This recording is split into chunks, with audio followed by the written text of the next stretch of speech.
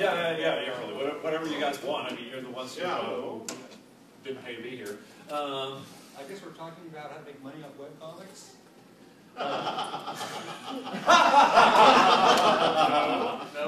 No, seriously. No, we're talking about how to market webcomics, how to get known, which is theoretically the first step to making money. Yeah.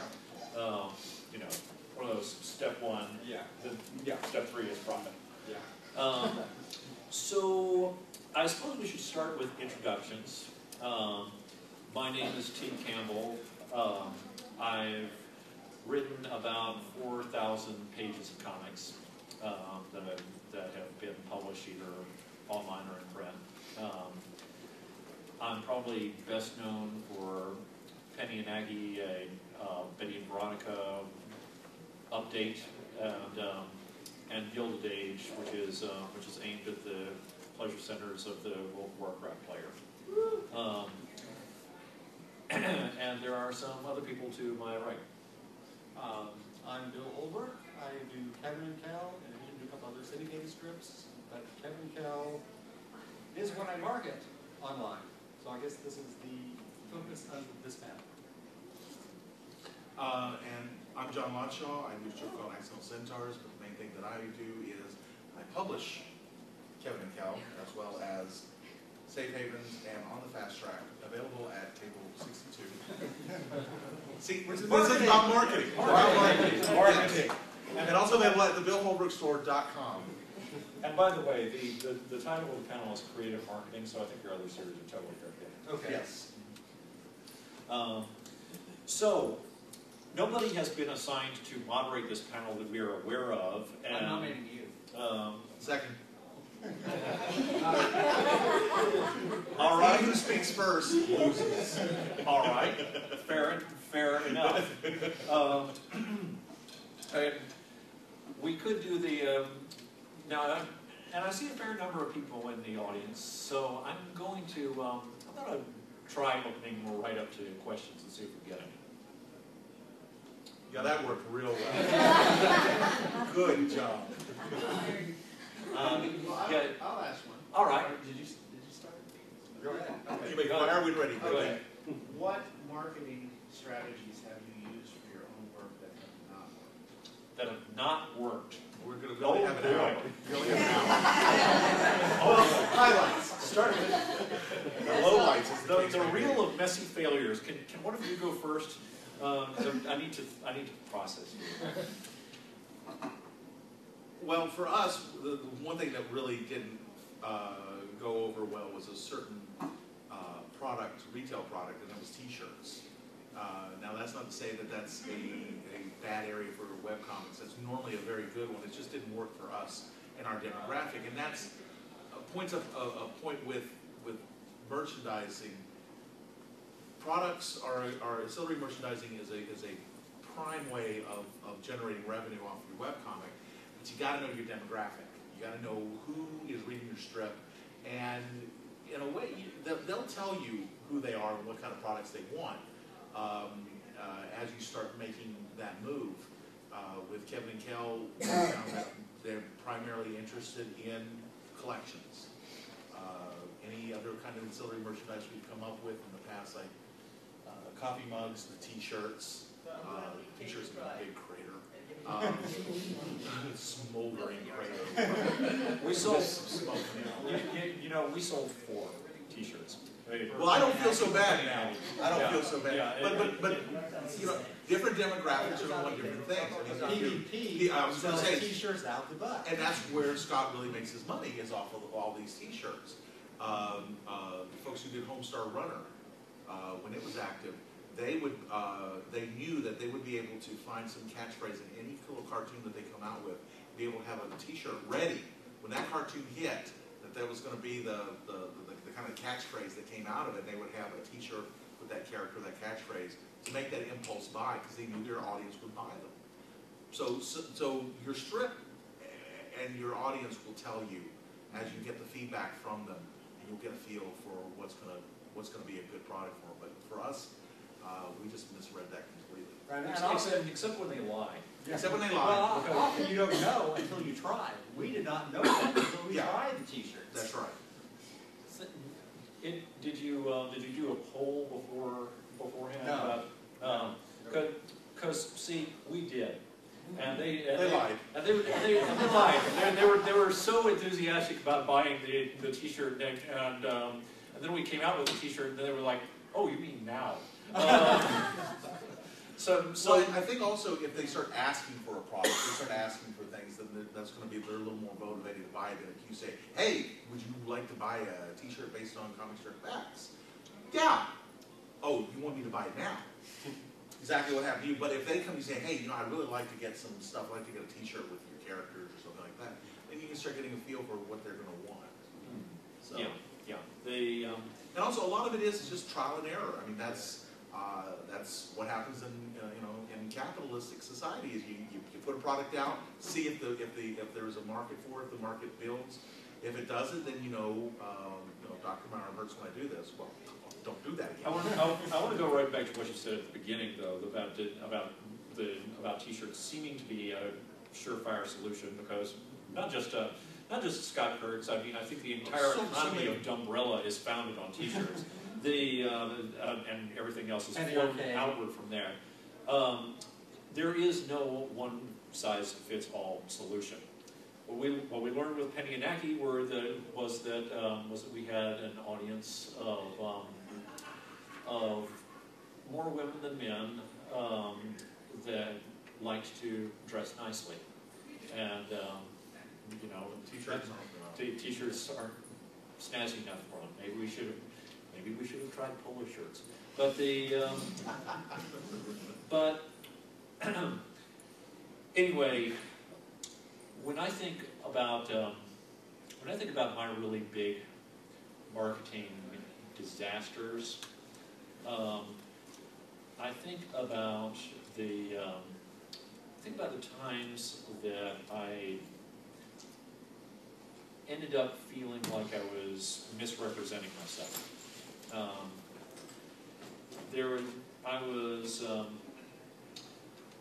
I was doing something that was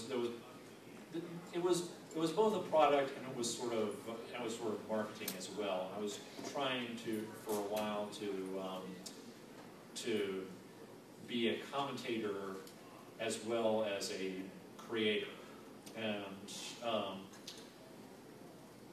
and I discovered that I really didn't like it very much.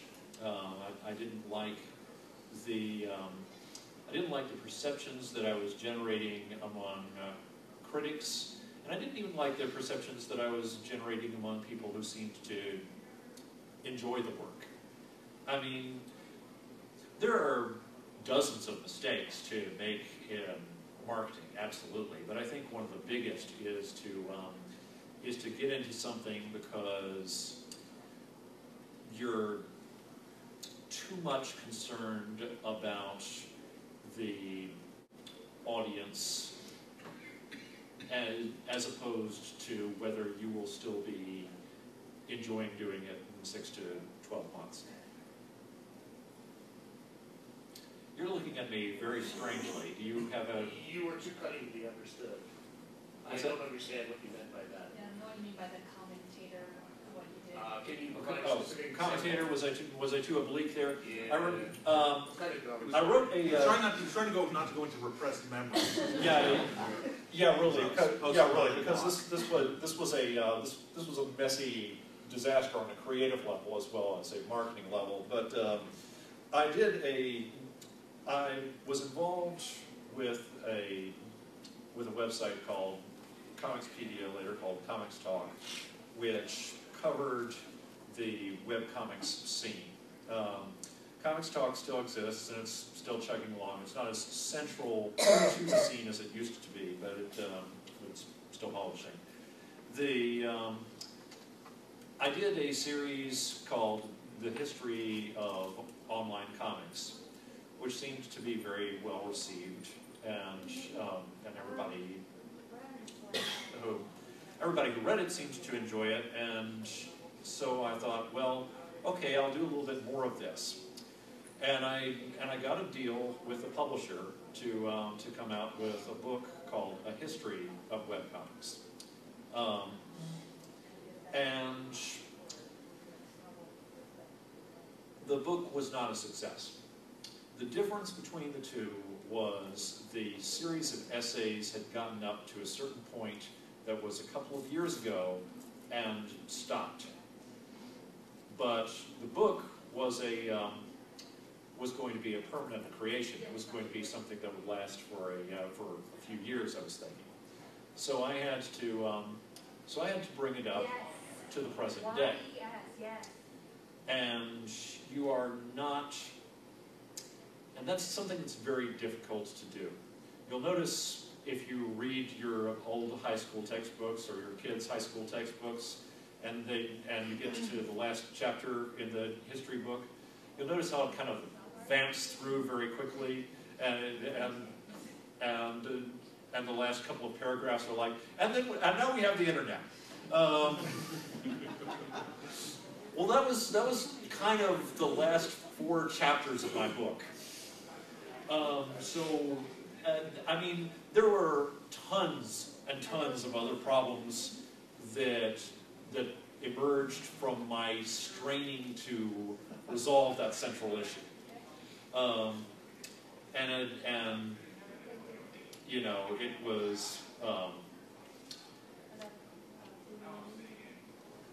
And so I was like, I was in a no-win situation because I couldn't answer the critics.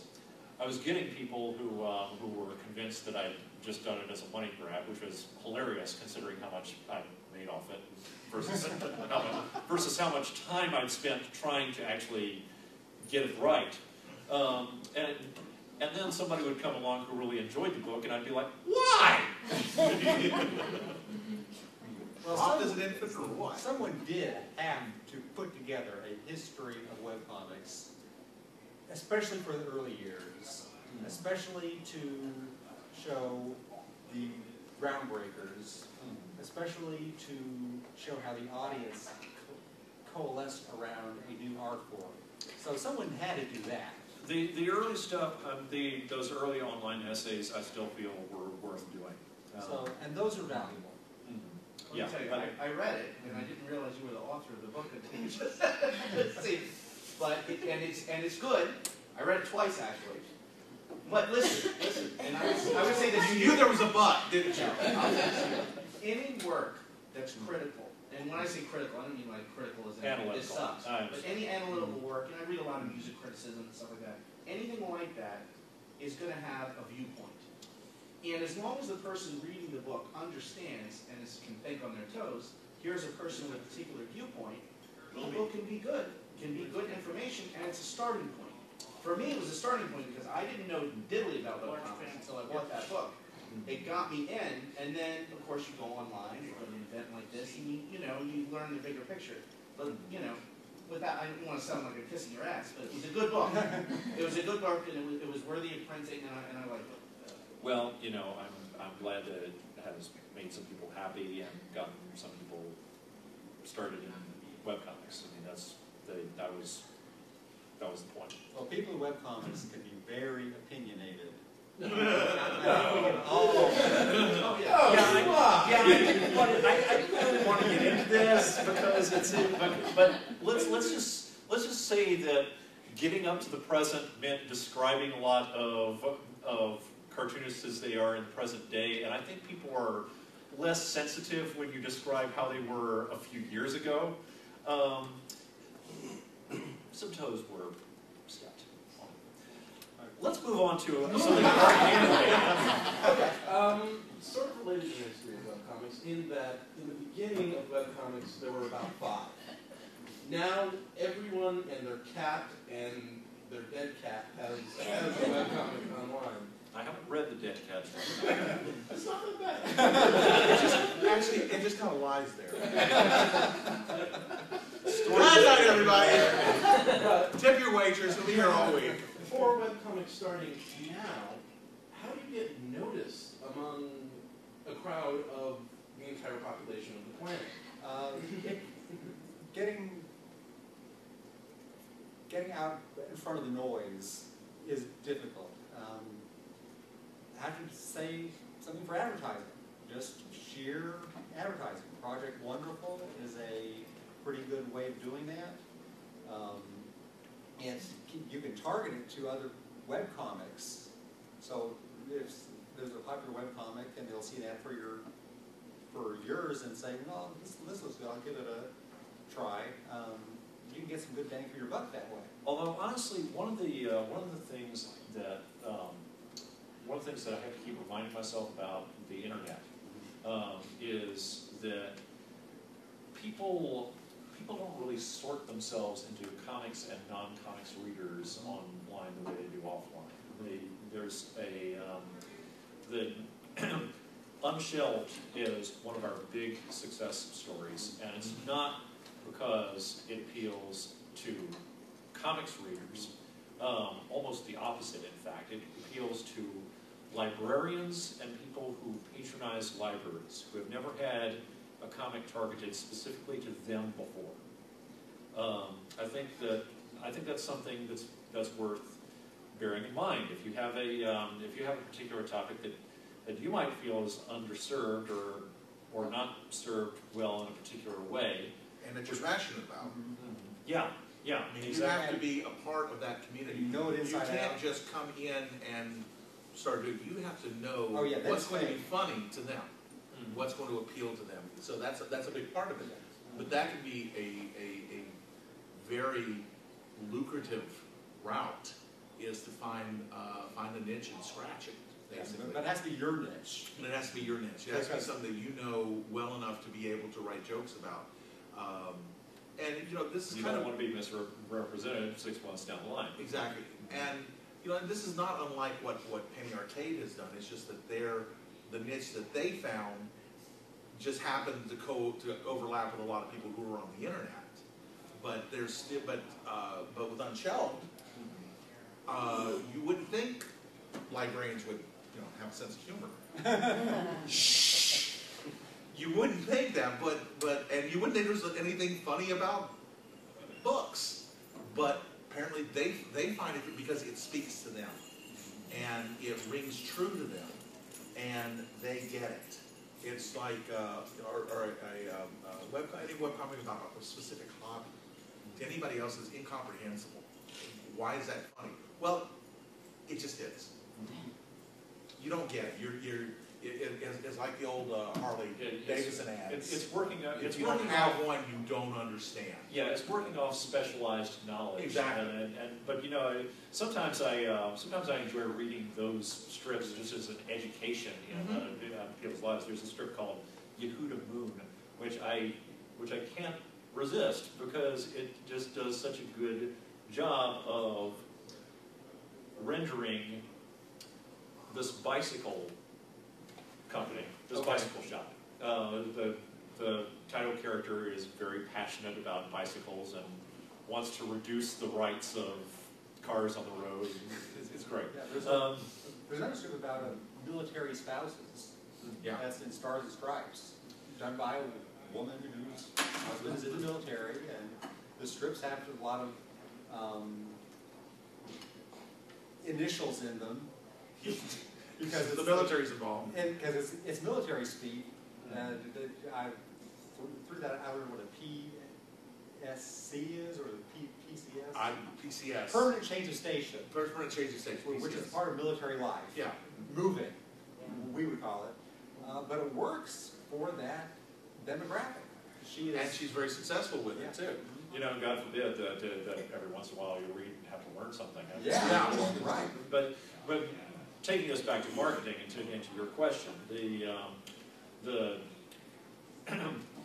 won't be limited by the niche that you choose to fly into necessarily, because like I say, I'm following Yehuda, I'm following Unshelved, and I'm not an atypical reader. But but it will enhance your position. Beyond that, the world continues to change at an alarming pace, and a lot of the things that worked for us when we first got started. We are kind of the old guard. I mean, you're 95, and I got my start. I got my start in the year 2000 because I was concerned about the Y2K bug. I didn't want the internet to go down 3 days after I started Strip. Anyway, the converse of that, though, is that there are lots of new opportunities emerging now. I am not familiar with a strip that has risen through viral marketing through Facebook, but it seems like that might be an opportunity in the future. I know that this Droid phone of mine has an apps market, and the second category on it is comics. Fortunately, a lot of the top 10 on the comics app are very familiar brands, which is a difficult market for a newbie to break into. But I am willing to bet that if you offer something that people can't get anyplace else from anyone else, and you offer it in an unusual place or an unusual format in an unusual way, something that makes people stop and look at you. That's basic. That's the basic principle, and you just have to keep your eyes open for the ways that the world is changing. Google changed the way that it interacts with its users this week.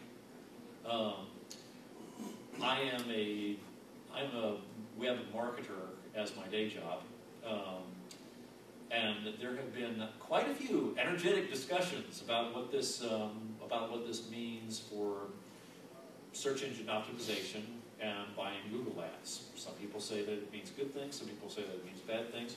Probably both right, but it definitely means different things.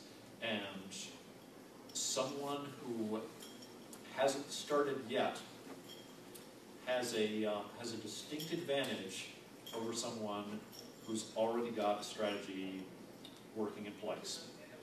You can adapt to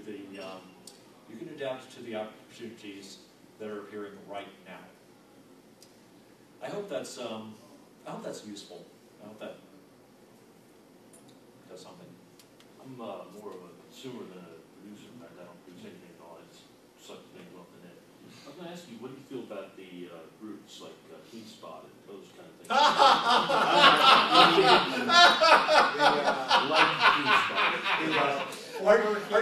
Are you familiar with my history on KeenSpot? All right. Well, KeenSpot was a good idea of getting a consortium of comics that if you like this comic, you could read that comic, and if you were taken onto KeenSpot, you might have a built-in audience because other KeenSpot people would. There was a promise of the revenue sharing. There was a promise of all that, but that was the dream. But I think there was actual revenue sharing. Let's not get it too. Let's not get too nasty. It's just that we never earned as much with them as we could. I was never affiliated with KeenSpot, so I'll just have that caveat. I was on KeenSpot, then I was off KeenSpot, then I was on it again, and now I'm off it again. They threw everybody off. Pretty much. I like the management, and personally, I think that the creator is somebody who really wants what's best for comics, even though even though I question some of the decisions that he's made. But the basic problem, to sum this up quickly, is that KeenSpot was a very general warehouse for webcomics. And the field has gotten so large now that it's impossible to really sell that. But The collectives that do seem to be getting somewhere as collectives today are united by a more cohesive brand identity. You have Dumbrella, which is aimed at a very specific audience member. I can sort of visualize the audience member as I'm talking to you. Likewise, you've got TeenBit, which is a collective that I created of comic strips about teenagers, about the adolescent experience, on the theory that, I feel like we've got to be a little bit more like Amazon now. We've got to just say, if you like X, you might like Y, Z, A, B. And I think that just saying if you like comics isn't enough anymore because Archie's next to the X-Men. Yeah. What about people forming their own collectives, like 4 or 5? Great. Well, yeah. I mean, great idea, but again, make sure that you've got comics that play well together.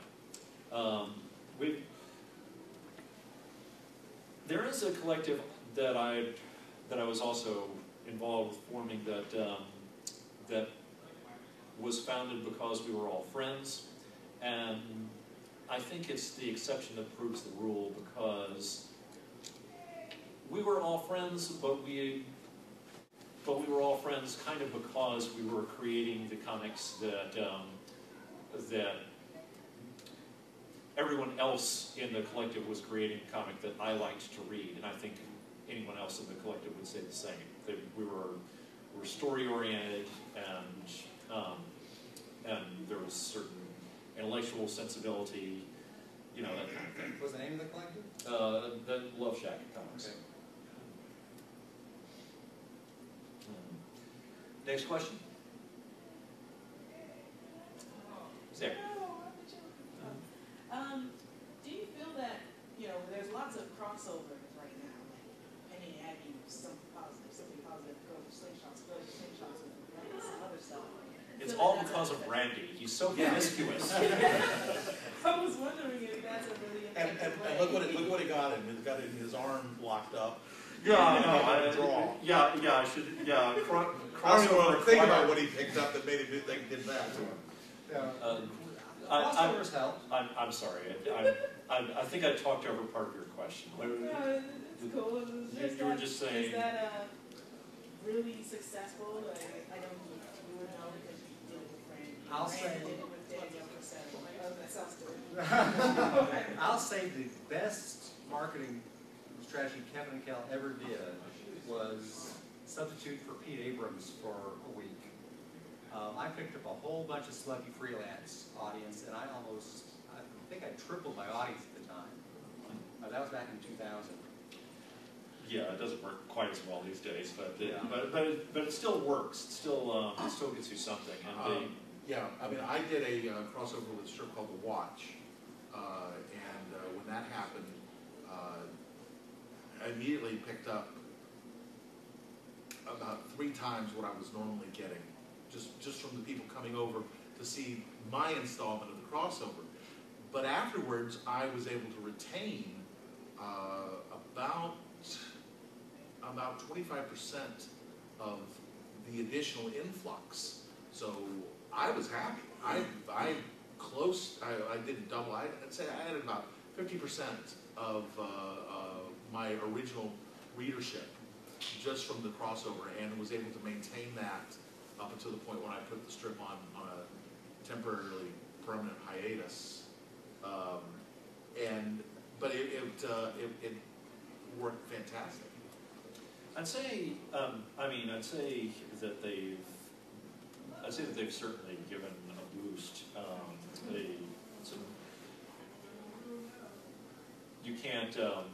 You don't expect all those new readers that you're getting in to stay. No. but it's, and I'd say that it works best when the two parties involved genuinely have something to gain from each other. Pete's easy to work with because he has mad traffic, and what he needs is time. What most people struggling up from the bottom have is time and boatloads, and they need the readers. So that works out pretty well. But don't ask Penny Arcade to cross over with you; they're not going to do it. Also, it does help if you're interested in doing a crossover. If the strip that you're going to cross over with, if there's something that gels with that other strip, like the Kevin and Kel General Protection Flag crossover worked very well because there was that technical element, that crossover between the two strips. With mine and the watch, there was a fantasy element that worked well. Not every strip is going to cross over well. I mean, you wouldn't want to see a crossover, say, between Kevin and Kel and yeah, or Sinfest wouldn't work that well. I mean, it's not that you couldn't do it. It's not that you couldn't do it. It's just it just wouldn't. Neither strip would really benefit. Yeah, you're like really there. Mark Twain's description of dissecting a joke. It's like dissecting a frog. You could do it. You could learn a lot, but the frog's not really going to appreciate it. Strips that have an entirely different sensibility, or are marketed to, or anti-marketed to certain audiences in one case, and marketed right to those audiences in the other. I mean, Penny and Aggie is marketed as a PG-13 strip. We say we will go this far and no further when it comes to depictions of sex and violence. And if something else is marketed as a G strip or an R strip, that's a problem. Was it always like that, the strip, or did it develop to be that? Some of the panels I talked to earlier, kind of, once they had kids, their tone changed. They were much more outrageous with the things they would do in the strip, and once they had kids, and they knew that their kids were going to see it eventually, they changed the tone gradually. It's interesting. We've gone in the other direction. We were a G strip because we were thinking quite seriously about getting this into the newspaper in the long run. It was 2004 when we started, and I think Diesel Sweeties had gotten into the newspaper not long before that. It was something that the artist really wanted to do. Geez, listen to me apologizing for trying to get syndicated.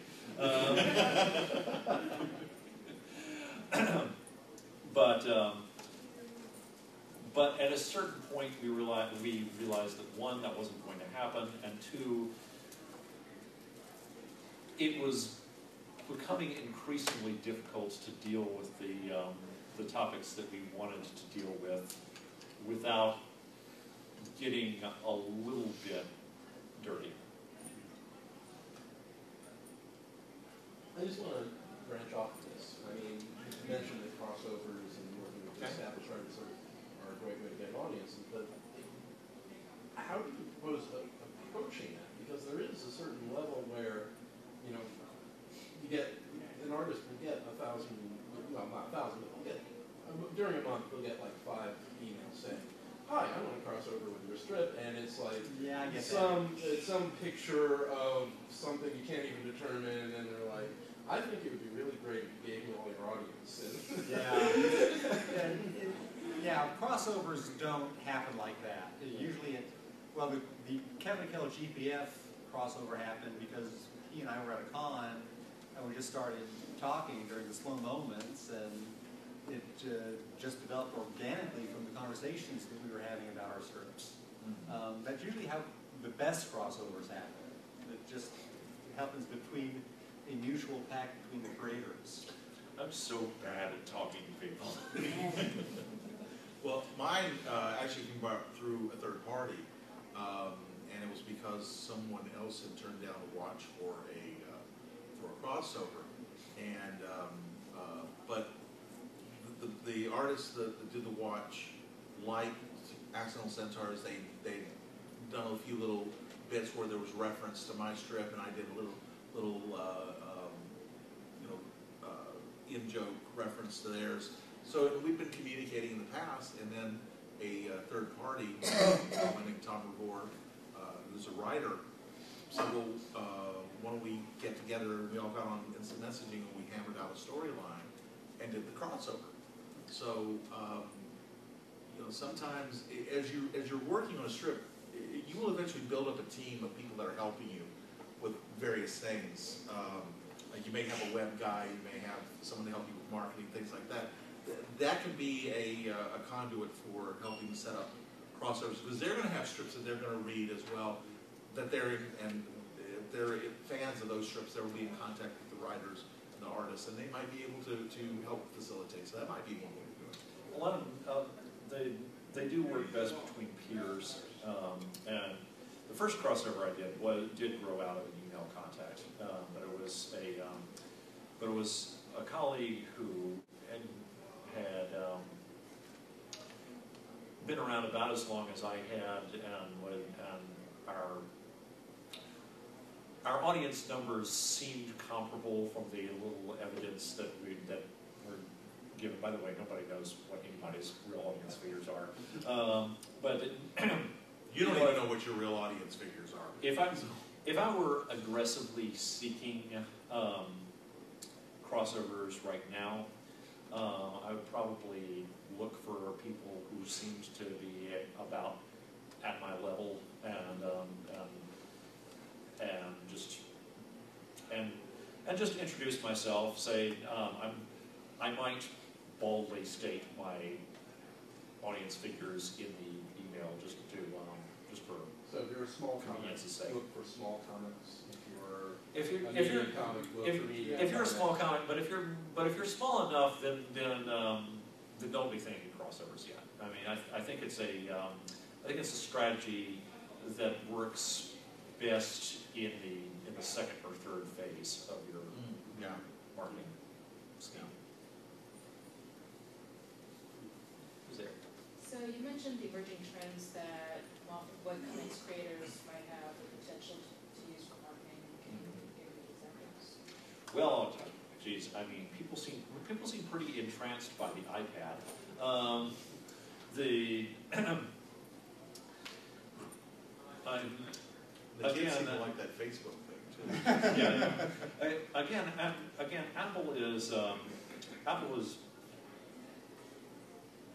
more difficult market from what I've seen so far for asymmetrical warfare, which is obviously what we're all interested in here. But that doesn't mean that there aren't ways to use it for asymmetrical warfare, just that I haven't investigated it thoroughly enough to tell you what they are.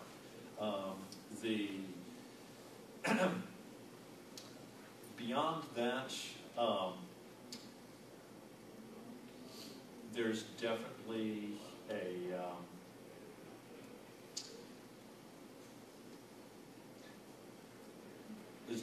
a strong social component to newer successes. The two strips that really took a lot of us by surprise a few years ago, and I'm hoping that this information isn't already out of date, were Cyanide and Happiness and XKCD, which were both stick figure strips.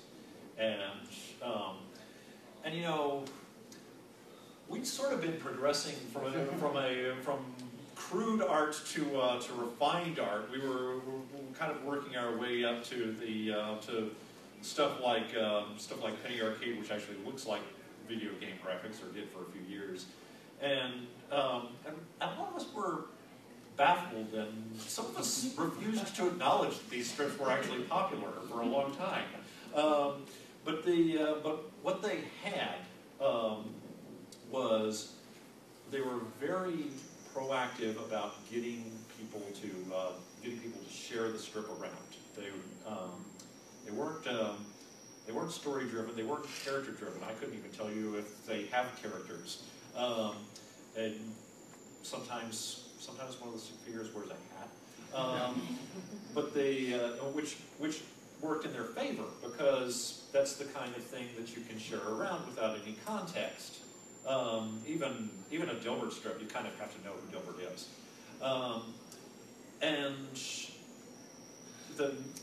And so that was really equipped to go viral through forums and Facebook and all the rest of it. And They don't take long to draw. they don't take, And also, they don't take long to draw at all. and also, I don't, I'm not as familiar with Cyanide Happiness as I am with XKCD. I regularly read that one.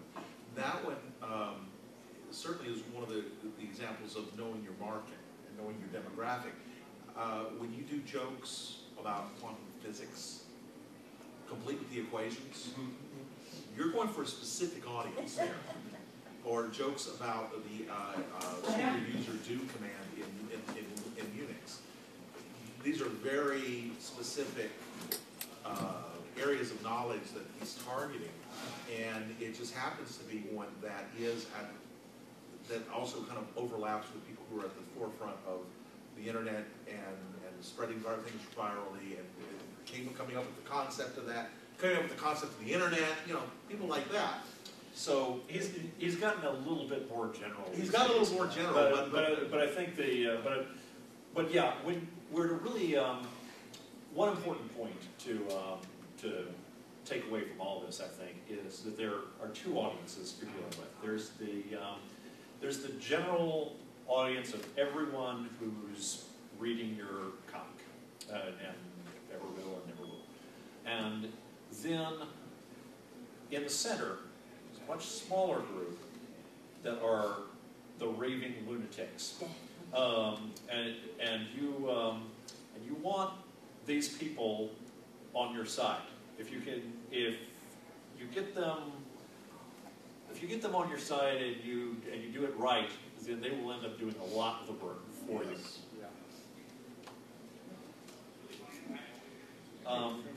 One more question? Yeah, we've got about 10 minutes left. Maybe 2 or 3, depends on how the question goes. Well, Oh. Getting up. Oh, you.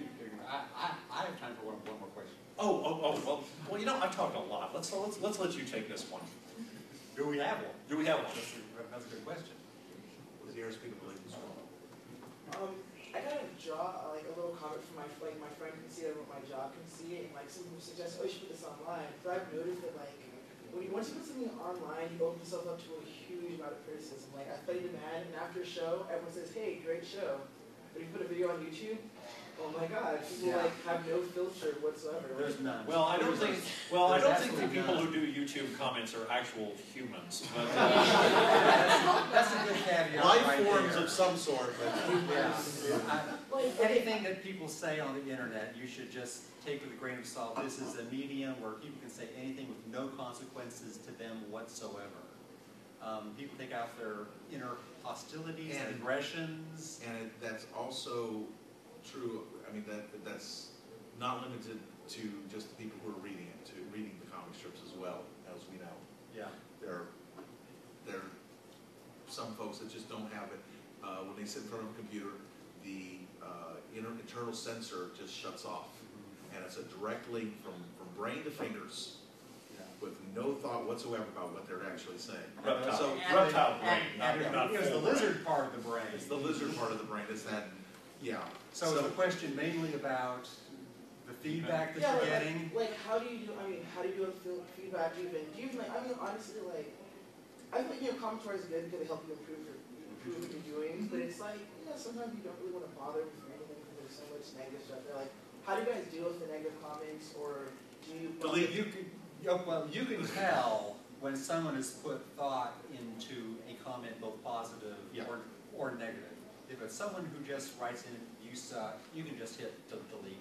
They just wanted to just do something for their own gratification and has nothing to do with you. If they have a specific problem with the script that has a certain issue they want to raise, then they deserve a response. Again, both positive and negative. I try to limit the amount of responding that I do. I have a question and answer thread in my forums where 95% 95 to 98% of my critical responses go. So most of those aren't critical responses. Most of those are people asking me questions about the backstory, which I'm happy to fill in for them if they want me to tell that part of the story. I think that nature abhors a vacuum, and what has usually happened when I've gotten a reader who seems to thrive on thoughtless criticism is that the other readers will take care of them for me. It's usually him.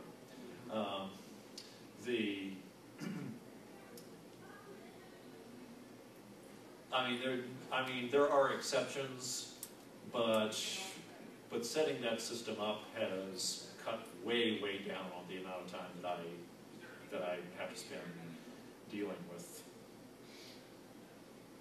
the wrong kind of criticism. But beyond that, you do need to evolve a thick skin sometimes. People will. The one thing that I appreciate about the history of webcomics experience, looking back, is that there's absolutely nothing the internet can say about me now that we're out. And if they do, then you can say, well, that's a new one. Congratulations. But you're right. You do just have to develop a little bit of a thick skin about it and be confident in your own work. That you know that you've done the best that you can do. You want to get better, and embrace the constructive criticism, whether it's positive or negative, because constructive criticism can be a negative criticism. But if it's presented to you, it's in how it's being presented to you. Again, if it's you suck, delete. If it's there's a few problems I have, and here they are, and with explanations, things like that, then that's something that you can look at and make a judgment. Is this a valid criticism? Is this something that's kind of been gnawing at me in the back of my head? This guy put it into words, and you can build from that. So it can be a good experience, it can be a bad experience. It's just how you want to take it. I do wish that the general tenor of online criticism was better. It seems like even the very best resources, and I've tried them all, are not as thoughtful or accomplished as I would have liked to see at this point. But that's what you do. Well, we really do have time for one more question. Okay, well, one more question. I've been hearing a lot about this book, A History of Webcomics. Next question. Okay, one more question. Is it possible to buy this book somewhere? I'm serious. I'm kind of interested. Yeah, seriously, it's on Amazon. Okay. You know, when you were talking about that book, you said like the last 4 chapters are, and now this, blah, blah, blah. Why not just, take what you That's have? 5 chapters, actually. What's that? Yeah, take what you But have who's from the counting? book, like, put the date between here and the history between this date and that date. And that way, it won't get old and just be the history of that. And then after maybe another decade, right, what happened next. Well, it'll probably take you a decade to recover from the experience. Yeah. Well, let's say you have to do it. Yeah. Not someone. Well, it's funny you should ask, because I've been talking a little bit with academics and media historians, trying to find somebody who I think could partner mostly with my past research, but I'll share the things I've learned in the intervening years, and it has been it has been close to 5 years since I finished the book, and it might be time to give it another try, just to wash the bad taste of the old one away. But I think it'll. But I wouldn't want to do it alone. and I would definitely want to bring the perspective of somebody who's been an outsider to this thing the whole time. Like outsiders and more insiders. Sounds like it's something salvageable. It doesn't seem like something you just burn and forget. I just like to burn the current edition. Well, it sounds like what you're saying is really missing is, I guess, a group of critics who are like along the lines of what the comic strip does for print. There's not really an existing group who are taking a really critical, interesting look at, I guess, narrative and webcomic. In terms of comics criticism, yeah, absolutely. I mean, I pick on and mock the Comics Journal sometimes because it definitely has an editorial critical viewpoint as much as they've tried to moderate it over the years, but still in all, they're actually asking questions like, does this particular visual style serve the story that is trying to be told? Is this the right number of pages? The right questions. And everybody's going to have a little bit of bias when it comes to the answers. Are we out of time? I think we are.